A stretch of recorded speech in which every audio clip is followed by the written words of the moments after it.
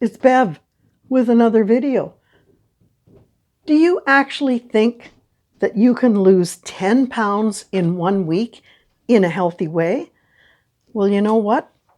If you bought this magazine, what does it say? It says you can lose 10 pounds in 1 week. I don't know, some sort of skinny taste way.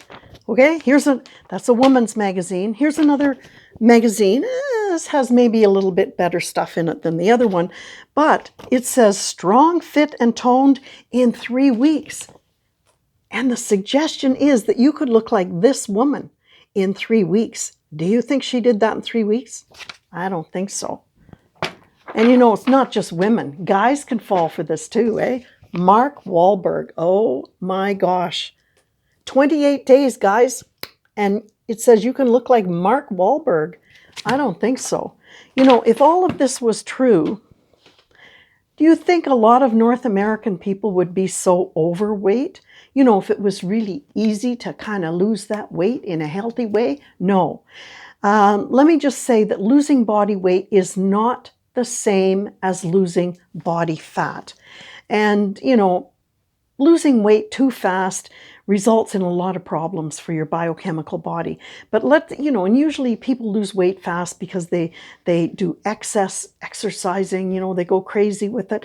They go on a severe calorie restriction diet, a crash diet or a water fasting diet. Have you ever heard of those? Kind of like throwing yourself out into the Atlantic Ocean for a few weeks, only miraculously somebody gives you some water, no food, but some water. And people think, oh, this is a great way to lose weight. But you don't really look good if you've been lost at sea for a few weeks, right?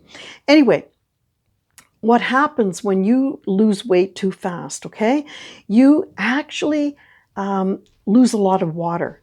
People that lose 10 pounds in a week, it's a lot of water, and you end up getting dehydrated. Why? Well, generally, you're on some severe calorie restriction diet, and what happens is your body is not getting enough oxygen. It needs oxygen for energy, so it starts to get into its body tissues. It goes after glycogen, which is a stored carbohydrate in your body, and glycogen has a lot of water in it. So what happens is as you release that for energy, you're releasing a lot of water. So you lose a lot of water. So what can happen? Well, you can get constipated. That's a lot of fun. You can get muscle cramping. And of course, you're going to have nutritional deficiencies, right? Which happens with severe calorie restriction. But you're going to be hungry. You're going to be tired, all these great things, right? And you're going to screw up your metabolism. And that's your ability to burn calories, right? And, you screw up your metabolism even when you come off that severe calorie restriction diet. Your metabolism is still screwed, right? And you can even get gallstones, because gallstones, if you've got a lot of digestive juices kicking around, but you don't have a lot in your digestive system, you can get gallstones. Anyway, those are all kind of big topics. But what I want to talk about is what really is sustainable weight loss. And I can tell you, it is 1 to 2 pounds a week. That is sustainable. And you wonder, where do they come up with that 1 to 2 pounds? Well, what it is it's 1% of your overall body weight. So for example, if you weigh 100 pounds, you could lose a pound a week and you'd be all right. Well, somebody at 100 pounds isn't going to be worried, but if you're 200 pounds, then it's 2 pounds a week. It's not 10 pounds a week.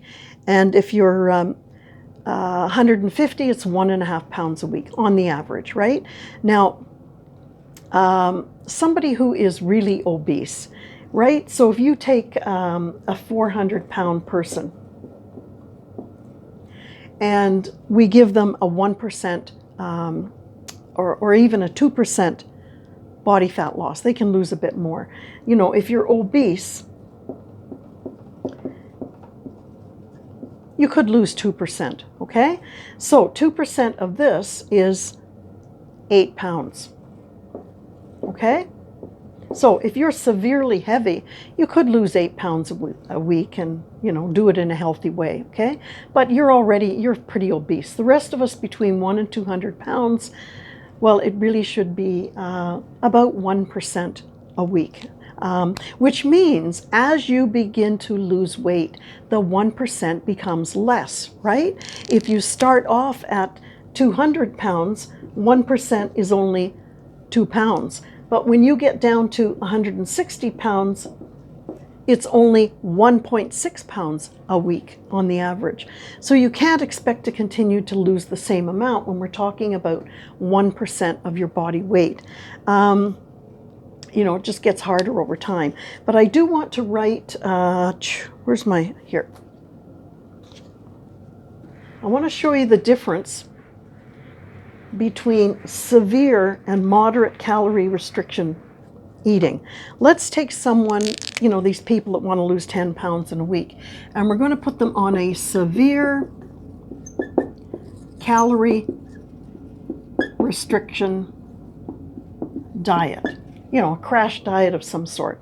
Hardly any calories, 600 calories, maybe they're water fasting, whatever. And over here, we're going to put somebody else at a moderate calorie restriction diet.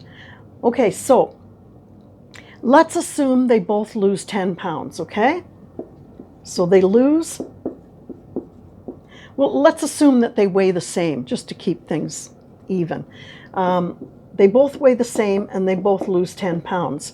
So the question is, how much fat does this person lose out of that 10 pounds, and how much fat does this person lose? Okay, this person is certainly going to lose fat, right? They're also going to lose lean muscle, right? Both people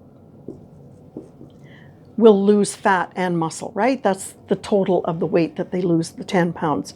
Now, the person on the severe calorie restriction diet who loses 10 pounds is going to lose 40% of that 10 pounds in lean and 60% in fat.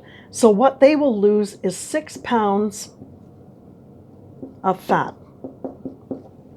But they're going to lose 4 pounds of muscle. Now, the person who's on the moderate calorie restriction diet will lose fat as well. But interestingly, 90% of what they lose is going to be fat. Now, wouldn't you rather lose more fat than more muscle? Because muscle is a calorie-burning tissue. Obviously, with movement, you need more energy, right? I mean, fat needs a bit of energy too, but nothing compared to muscle. So what I want you to do is think about, let's go back to this woman here. Think about this woman. Do you really think that she got this way, what did they say, in just 3 weeks, right here, in just 3 weeks? No. She knows or knew these models. They know the 3 main pillars for having a nicely toned, lean body. And that is, you need intentional exercise. I'm not talking about what you do normally in a day. If you're a postie and you're walking around, for 20,000 steps a day, I don't care. You're doing that every day. Your body is used to it, right? I want you to think of intentional exercise, something over and above what you normally do in the day. So you're either doing, you're running or you're jogging or you're lifting weights or whatever you're doing, you're swimming. So you've got some intentional exercise over and above your normal daily activity.